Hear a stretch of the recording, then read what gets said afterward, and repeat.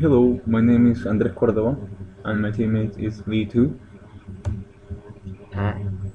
And our project is about Barcelona. So our project basically is to be able to forecast the number of points that Barcelona is gonna obtain for the next seasons. So for this case, we're gonna use a neural network model, and our input values are gonna be matches, won, draw, lost, goal for, goal against, yellow card, and red card. We're using 80 input values to do this forecast.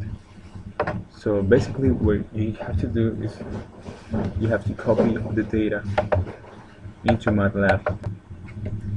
We're using MATLAB because MATLAB is a very useful forecasting tool, and it's very friendly with the user.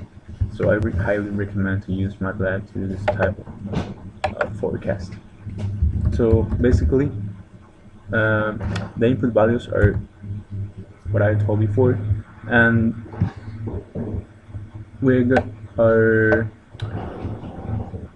we have an input value, and also we need to have a target value. So our target is gonna be the number of points that Barcelona has obtained during history, and that's gonna be our target.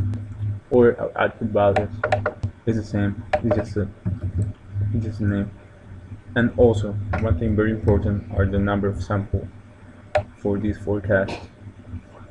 For this for this forecast in special, we're only gonna need five samples of each case of each input value.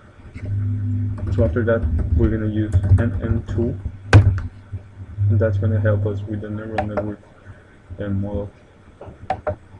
So basically, you have to input all the data that you have already input as input, and sample to as input, and also the target.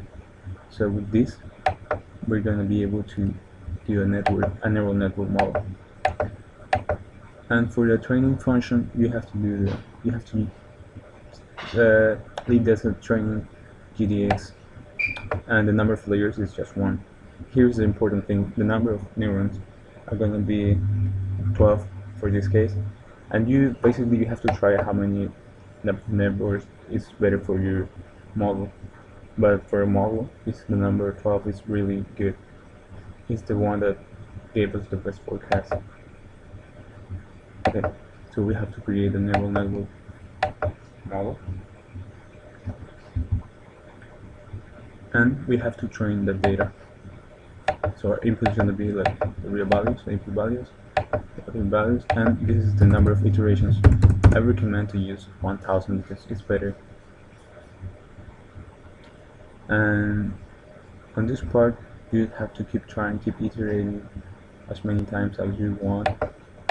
But I recommend to iterate this neural network model until you get a good regression. Yeah, it have to be more than 0.9 something. And this requires a lot of patience from you in order to get a good forecast from the neural network. As you can see here, I'm keep training the network so many times in order to get a good value from the training. So in this picture, I think we got a good value from regression, and after that I gonna stimulate. I put the symbol in the input data and change the name of the output is prediction. And now we're gonna stimulate the network, and this is what we get from. Okay, and actually, our real values are for the next year 94, and the year after that is 91, and our forecast has 93.33, and for next year 93.68, and they're quite similar, so we can say that It's a good forecast tool. Yeah, in the neural networks, you're gonna meet a lot of problems like you have to decide how many number of the neuron gonna be because it's gonna take time for you to test and train in the data. And by the way, good luck. Thanks for your attention. Thank you.